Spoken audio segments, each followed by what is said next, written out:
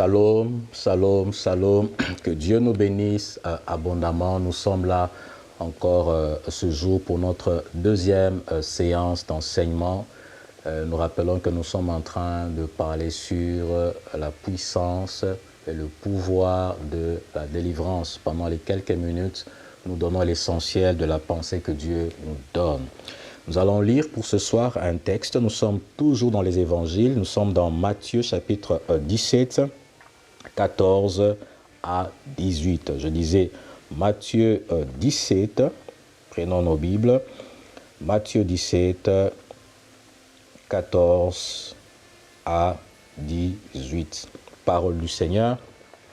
Lorsqu'ils furent arrivés près de la foule, un homme vint se jeter à genoux devant Jésus et dit, « Seigneur, aie pitié de mon fils qui est lunatique et qui souffre cruellement. Il tombe souvent dans le feu et souvent aussi dans l'eau. Je l'ai amené à tes disciples et ils n'ont pas pu le guérir. » Race incrédule et perverse, répondit Jésus, jusqu'à quand serai-je avec vous? Jusqu'à quand vous supporterai-je? Amenez-le-moi ici. Le verset 18 est très important. Jésus parla sévèrement aux démons qui sortit de l'enfant. Et l'enfant fut guéri à l'heure même. Que Dieu soit béni. Et hier, par la grâce de Dieu, nous avons parlé sur les esprits dominants, les démons dominants. Et ce soir, nous sommes en train de parler sur les esprits destructeurs. Les esprits destructeurs. Pendant son ministère, il y a une histoire merveilleuse qu'on vient de lire, c'est que Jésus, pendant son ministère, a un jour rencontré un homme qui était un père de famille et qui rencontre Jésus justement pour demander à Jésus de pouvoir venir faire un ministère, n'est-ce pas, de délivrance auprès de son fils. Son fils qui, de temps en temps, tombait dans certaines crises, des grandes crises, qui faisaient en sorte que cet enfant aille se jeter dans le feu et aille se jeter dans l'eau. Et ce parent était tellement fatigué de cette situation qu'il en a parlé à Jésus. Et ce qui m'étonne dans cette histoire, c'est que lorsqu'on présente cette histoire, tout semble naturel, tout semble normal. Jusqu'au moment où Jésus, se présentant devant l'enfant, Jésus parle de la présence d'un démon. Moi-même, j'ai été étonné parce que quand je lisais cette histoire, je me disais, bon voilà, c'est un enfant qui est malade, il faut le traiter, il faut le soigner. Mais quand Jésus arrive, Jésus parle de la présence d'un démon. Les démons destructeurs dont nous parlons ici ce soir, c'est des types de démons qui ont très souvent la particularité de rester inaperçus dans la vie d'un homme. Ils ont la particularité de rester cachés dans la vie d'une personne. Seule leur action, n'est-ce pas, et leur activité montrent qu'il y a quelque chose d'anormal. Ça veut dire que là où tout le monde pouvait voir un jeune homme qui était malade, Jésus pouvait voir l'activité d'un démon. Et ce type de démons, ce sont des démons destructeurs. Ce sont des démons particulièrement qui n'ont pas forcément la mission de rester longtemps dans le corps de la personne qu'ils oppressent ou qui dérangent, mais ils ont seulement la mission de détruire la vie de cette personne et de passer à autre chose. Hier, nous avons vu qu'il y avait les démons dominants qui pouvaient faire 18 ans dans un corps. Mais les démons destructeurs ne viennent pas pour s'installer, pour prendre du temps, mais ils viennent juste pour détruire, saccager la vie d'une personne et passer à autre chose. Et donc, les esprits destructeurs ont certaines caractéristiques. La première caractéristique, c'est que les démons de destruction viennent pour détruire votre âme, votre esprit et même votre corps. D'ailleurs, dans Jean chapitre 10, verset 10, Jésus en parle lorsqu'il dit que le voleur ne vient que pour détruire, égorger et tuer. Ça, c'est la caractéristique des esprits destructeurs. Ils n'ont qu'une seule mission, détruire votre corps, votre âme et votre esprit. Et pour atteindre cet objectif, les esprits destructeurs sont capables d'utiliser n'importe quel moyen juste pour vous détruire. Et dans cette histoire, on voit que les moyens que l'esprit utilise pour détruire, c'était des crises. Passer par des crises pour amener un enfant à se jeter dans le feu. C'est-à-dire le détruire. Détruire son corps, détruire sa vie, mais en passant par des crises.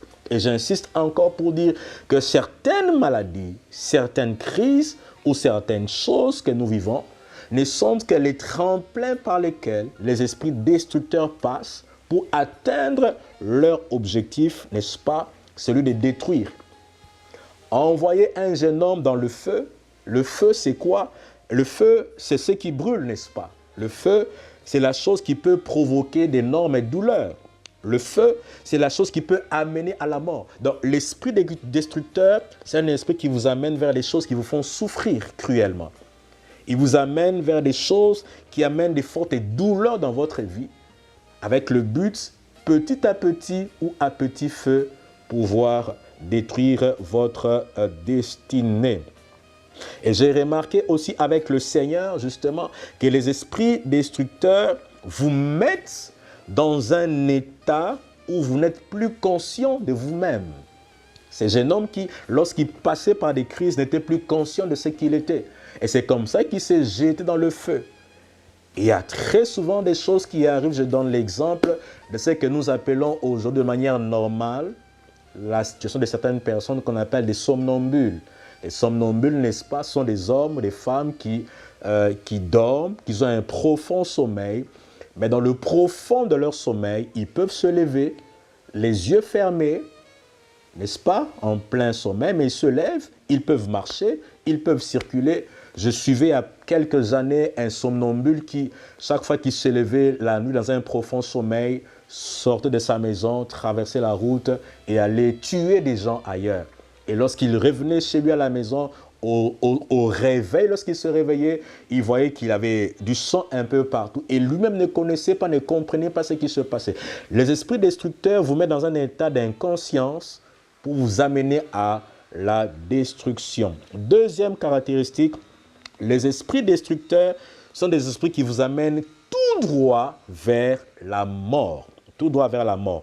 Alors j'aimerais dire ici que la mort n'est pas qu'une mort physique. La mort peut être spirituelle, la mort peut être financière, la mort peut être matérielle, la mort peut toucher votre mariage, la mort peut toucher vos projets et la mort peut aller justement jusqu'à toucher la dimension physique. Donc l'esprit destructeur vient avec la mission de vous amener petit à petit vers une certaine mort.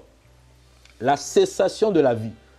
Vous avez dans vos projets la vie qui disparaît dans vos projets, la vie qui disparaît dans votre couple, dans votre mariage, la vie qui disparaît dans votre vie spirituelle, parce qu'il y a un esprit de destruction qui amène et qui impose la mort. Et très souvent, le signe d'un esprit de destruction qui amène la mort, le premier signe est celui-ci.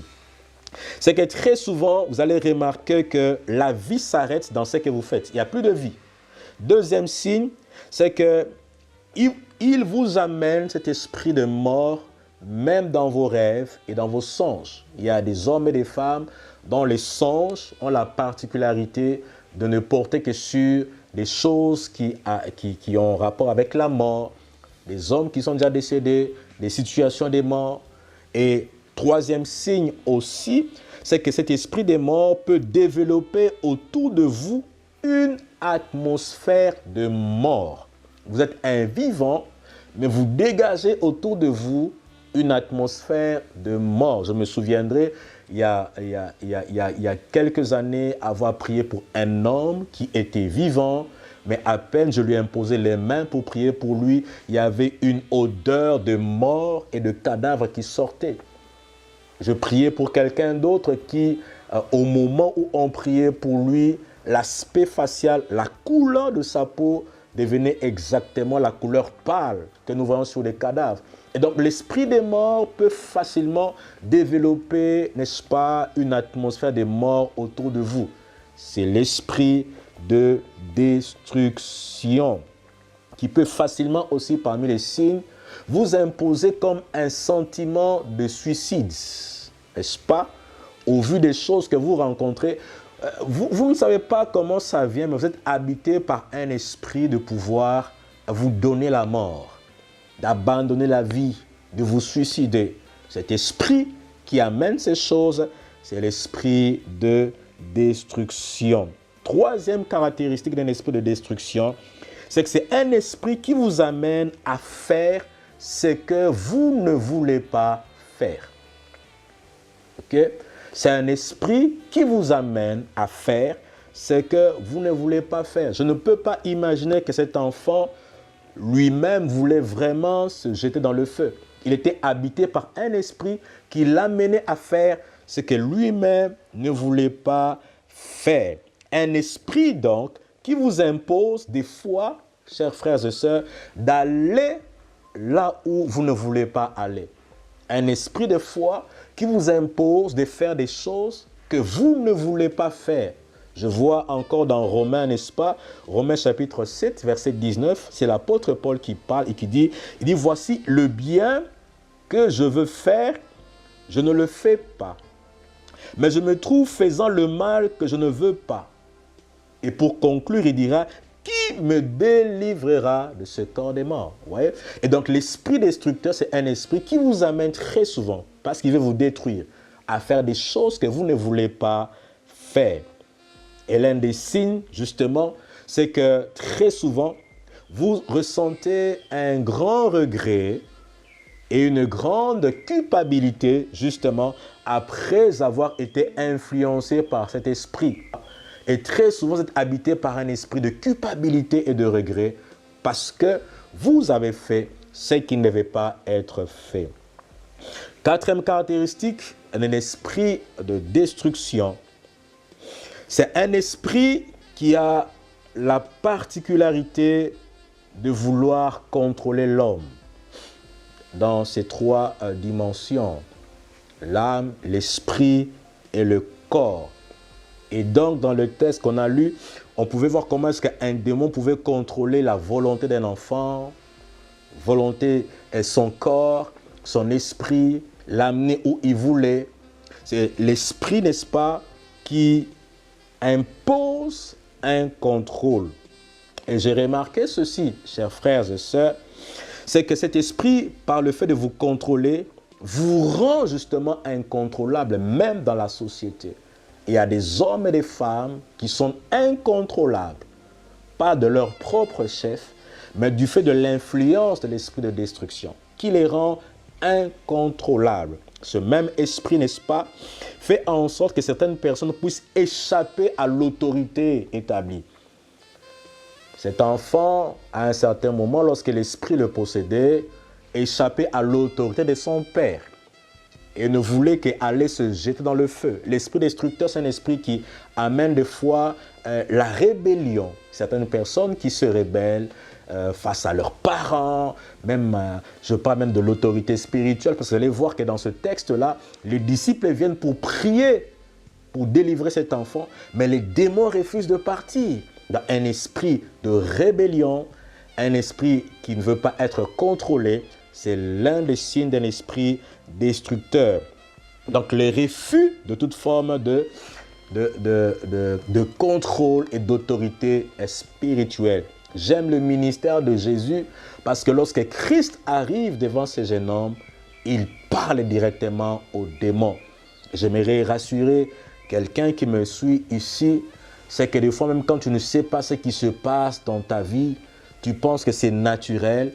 Jésus a le pouvoir de voir qu'au-delà du naturel, il y a un esprit qui est en action. Et je suis en train de prier ce soir que le même Jésus qui a délivré ce jeune homme, qu'il a rendu sa santé et sa vie, ce même Jésus qui a été capable de ressortir le démon qui manipulait cet enfant, que le même Jésus ce soir te localise, qu'il te trouve, qu'il te voie, qu'il te délivre et qu'il te guérisse. Au nom puissant de Jésus qui est notre Seigneur. Que Dieu vous bénisse abondamment. Amen, amen, amen.